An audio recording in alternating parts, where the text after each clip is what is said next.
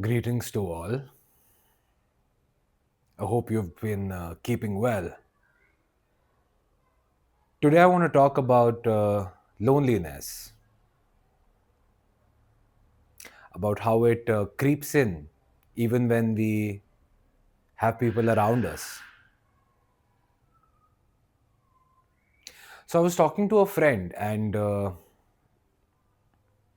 he was telling me how lonely it can get, you know, even when you have a lot of friends around you, even when you have a partner. Loneliness is not something that comes and goes based on a relationship status, whether we are single, whether we are in a relationship, or whether we are married or not. It's not dependent on any of that. Loneliness is, according to me, this is just my concept, it is a strong identification with my separation, meaning identification with a name and form. This is who I am, totally different from you, me, he, or she. So, what happens is we tend to constantly be in our heads. We're always ruminating about this, that, and the other. And that is the function of time. We're always living in the duration of time. Time meaning me, this past self, always trying to lurk in the dead past or imagine itself in an fantasy future. So I'm always living in the past or the future. And this present, which I call, oh, let me live in more in the present, let me be more available. This is also the past because I'm, again, I see a separation between myself and what is appearing. So that is the past. You're always thinking about the past. You're always using memory. So because of that, what happens is because you're in your head all the time, you're not fully aware of what's going in and around you. You tend to feel a little disconnected with yourself. This all happens within. It has nothing to do with who's around you. So we tend to isolate ourselves even when we are surrounded with people. We tend to feel emotionally disconnected because we're always, our attention is always outside, always seeking stimulation, always seeking validation, always projecting on others, projecting on the situations we are in, projecting on people, even self projecting. This is who I am, this is what I've done, this is what I've not done, this is what I said, this is what I not said. So you're always thinking. That is the duration of time. You're living in time. So obviously, if you're always in your head and you're always living in time, then how will you connect with the other person? If you've put people into neat categories, these slots, and then you try to bracket them, and then you scale that relationship based on how many experiences you've had. You go out with a friend. Oh, we've been spending a lot of time. We went on holidays. I've been attending a lot of family functions. So, if that is how you tend to approach your relationships based on experiences, more and more of experiences, more validation from others, oh, he exists. Oh, he's like this, he's like that. So, of course, at one point you're going to feel very lonely when it stops satisfying you because now you're dependent on the other person. You derive your sense of self from the other.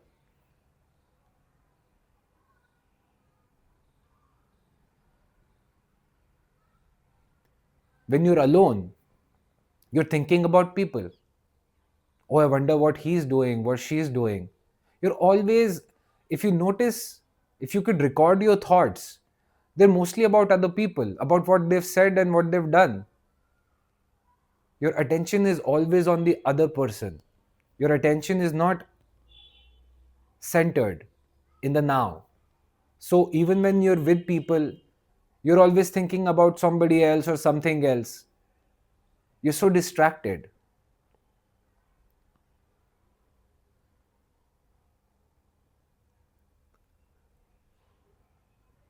The American mystic Joel Goldsmith said companionship is about giving, not taking. So if you're fully centered, fully alive, you're present here and now, you're automatically more available. You hold space for other people because you're self contained. You don't need other people to feel more like yourself. You're already full, you're already self contained. So even if you talk to somebody who's not close to you, like your family member or your favorite colleague or your best friend, you can just interact with the regular old people on the street. Maybe you go into the convenience store and you can connect with those people. Maybe you see a dog roaming around and you can connect with that person too. There's an intensity to that connection which is taken away because you're always in your head in the past, thinking about yourself, about what you have to say and what you have to do. You're always in this self consciousness, and you're always monitoring yourself. What am I saying? What am I doing? So this self consciousness kind of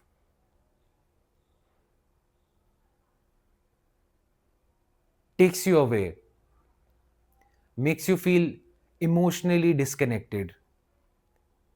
Although you're physically present, you're mentally elsewhere. And people feel that. So even they're not able to connect with you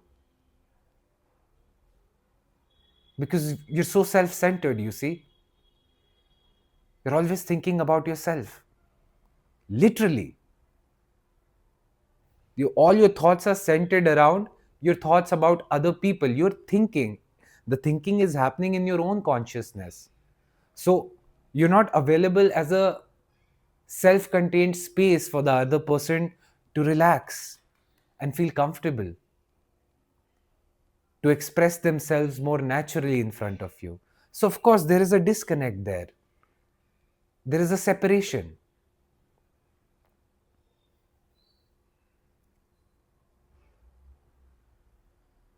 But once you start becoming more aware and start noticing these inner movements in you, these thoughts, these feelings, these sensations, in being aware of that, they s- gradually start dissolving.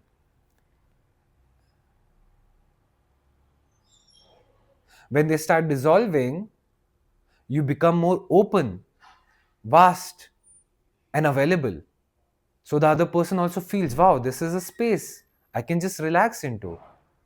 And then the connection is effortless. You're not forcing the connection, you're not forcing the conversation, you're not forcing topics. Oh, this is my favorite topic, let me connect with this person. Oh, let me give this person some gossip, we'll connect that way. Let me talk about sports, politics, movies. That's all we do. We constantly wear these masks and we keep discussing these trivial and mundane information which has nothing to do with our lives. It's so external, you see. It has nothing to do with what we are thinking and feeling. It's not authentic. It's second-hand information you're trying to connect on. So of course, if you're going to connect on such superficial level, on such a superficial level, of course, the you will feel disconnected with that other person,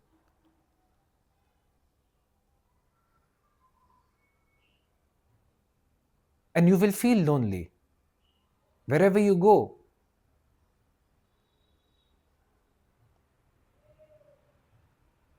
If you limit yourself into this limited person, your identification with yourself, name and form,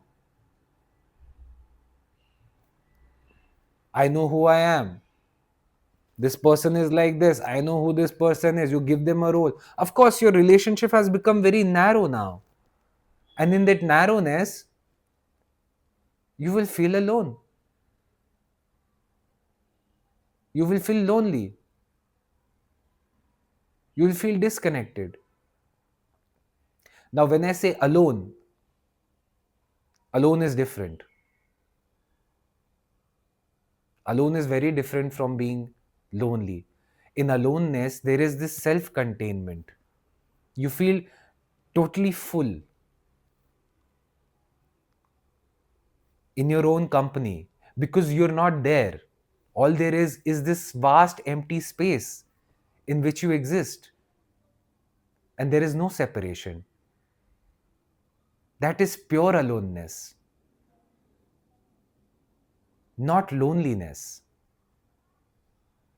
So, when you're coming from this perspective, where I'm this empty space, I'm not this limited person, when you connect with others, that sense of aloneness, which is fullness, completeness, totality, the other person will only expand with that. But if you come with this narrow person, this limited entity identified with name and form, this is my body, this is my mind, this is my history, then you also trap the other person into that role. So that interaction will automatically get very narrow and limited.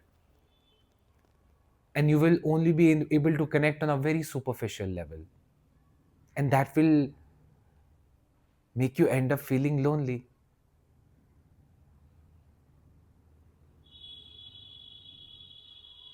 Only the ego, the self, the I feels lonely.